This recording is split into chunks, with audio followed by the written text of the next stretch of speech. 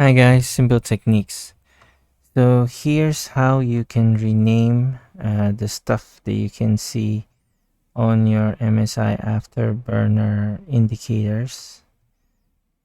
First is you should open MSI Afterburner. Then you can go to settings. After going to settings, you can go to the on screen. Sorry, it's monitoring display. And then from here you can rename the items, like for example GPU.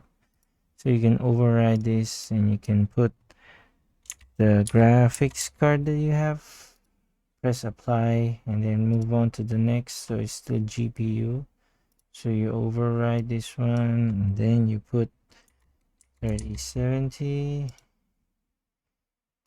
Power also same, you override, then 3070.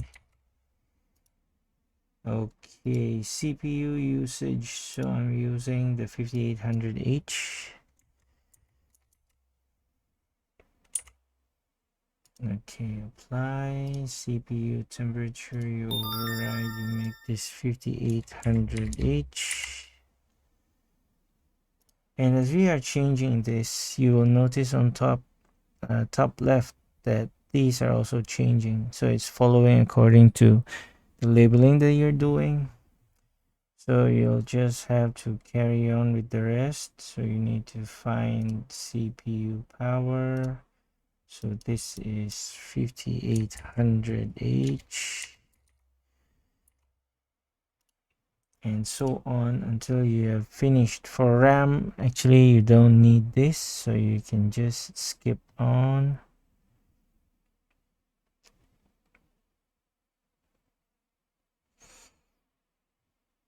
Okay. Now you can slowly go through this. Okay, we have this.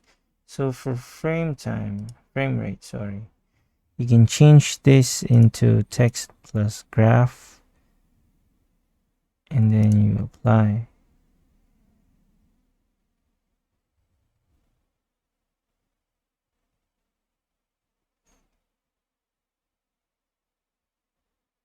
And then here,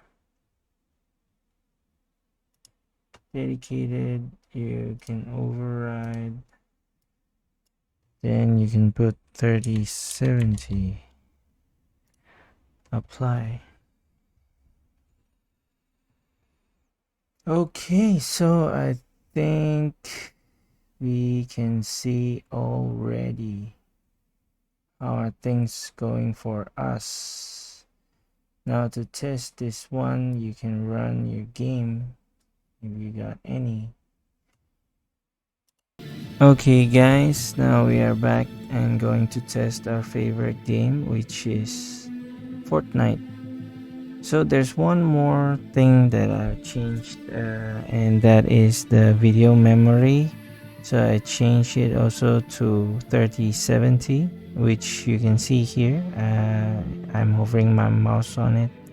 So this is the memory usage, or the VRAM, for this 3070. So this is the complete set.